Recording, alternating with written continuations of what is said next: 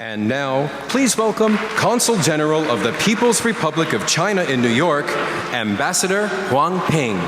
Good evening, ladies and gentlemen. I'm so humbled to be given this great pleasure to welcome Ambassador Nicholas Platt to present the Asian Game Changer Award to the Philadelphia Orchestra. As you just watched from the video, 50 years ago, the Philadelphia Orchestra made a groundbreaking visit to China, becoming the first American orchestra to tour the People's Republic of China. That was really a game changer. For Chinese at that time, Philadelphia Orchestra was the first orchestra from the Western countries that has brought Western music to China. 1973, I was a boy of 10 years old. I got the news from the radio. At that time, it's a radio. Got to know that the Philadelphia Orchestra from America was in China.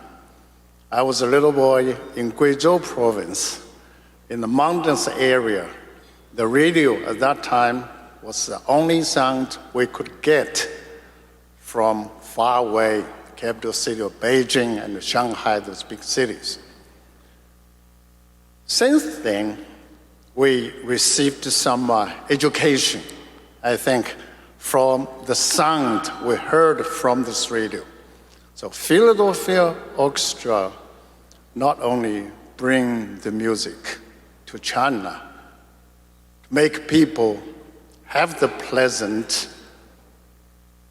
they got this education to generations of young people in China with the ability to appreciate the beauty of the Western classical music.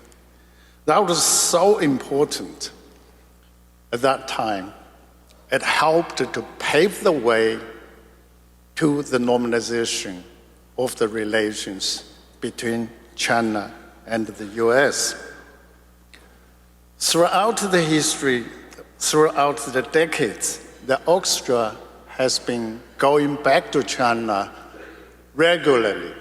They have been there for 12 times, and in a couple of days, they are going back for the 13th time. This time, it's going to commemorate the 50th anniversary of their first visit.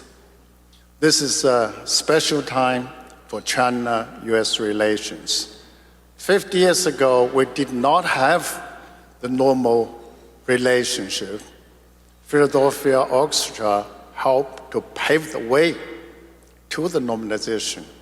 Today, history has given them another responsibility.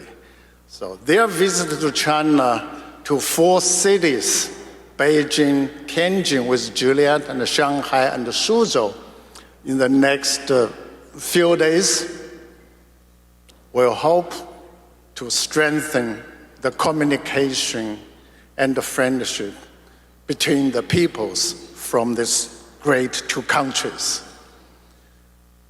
I think they deserve a round of big applause.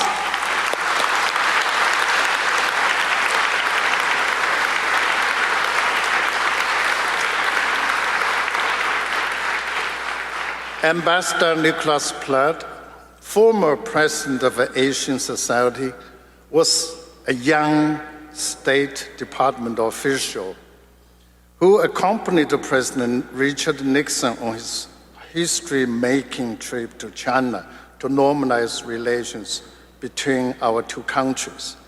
And it was Nick who helped to pave the way for the Philadelphia Orchestra to be the first US orchestra to perform in China exactly 50 years ago.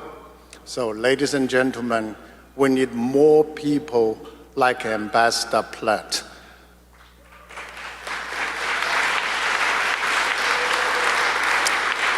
He has set a very good example. We should learn from him with our action. If everybody do something to bring the positive energy to this relationship, I'm sure everybody could enjoy a much better relationship between us. So without further ado, ladies and gentlemen, please join me in welcoming Ambassador Nicholas Platt. Thank you, Ambassador Huang. It's an honor for me to be here to present the Game Changer Award to the Philadelphia Orchestra. The relationship between the United States and China really had two beginnings.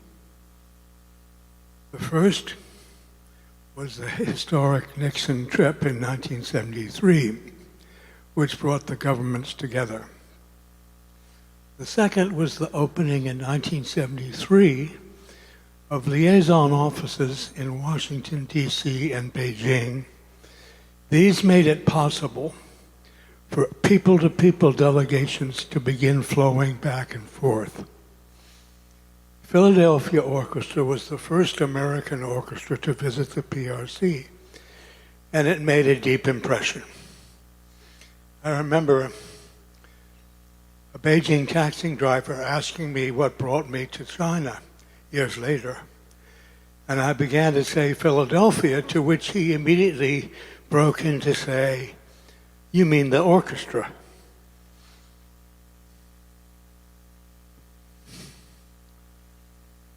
I have to pay a tribute to my late wife, Sheila, to whom Ormandy took a great shine. And why not? She was beautiful, spoke fluent Chinese, and knew music.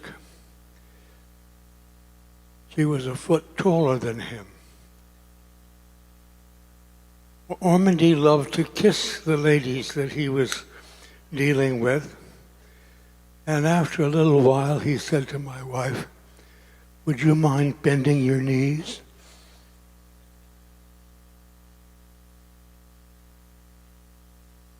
First-class orchestras have come and gone to China.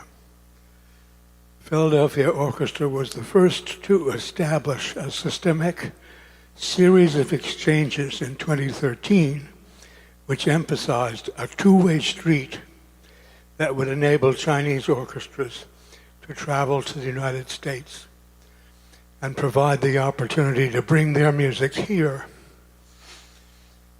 Although our government-to-government relationships are tense, this exchange continues to flourish, thanks to the love of music on both sides of the Pacific Ocean.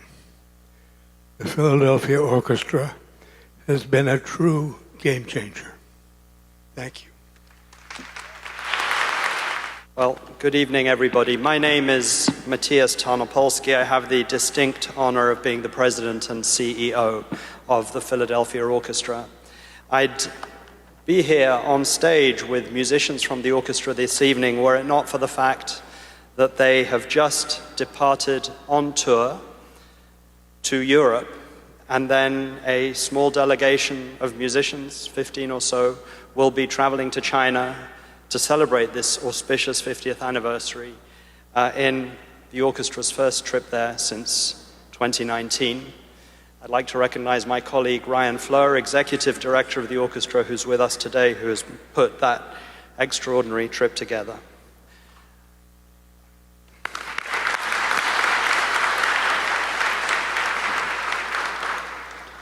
My heartfelt thanks to Ambassador Huang Ping and Ambassador Nicholas Platt for those extraordinary words of introduction to the Philadelphia Orchestra, and to the Asia Society for putting us in this extraordinary company of game changers, which is a profound honor, and for honoring the Philadelphia Orchestra, our music director, music and artistic director, Yannick Nézet-Séguin, in this way, and above all, for honoring the importance of the work of this great orchestra and the many people that brought the orchestra to China in 1973 and continue to do so to this day.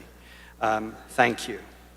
For the past 50 years, it has been our privilege to contribute in a meaningful way to Asian American understanding and connection which began for us with this improbable journey conceived by this young, still young, bold diplomat named Nicholas Platt, now Ambassador Nicholas Platt, at a time when the very idea of US-China dialogue was certainly a nascent one. Somehow he and his colleagues, through music, a Beethoven symphony, the Pastoral, thought this could help break the ice, and it did just that and launched an enduring conversation between the Philadelphia Orchestra and the people of China through many eras and climates and extraordinary difficult times to this day.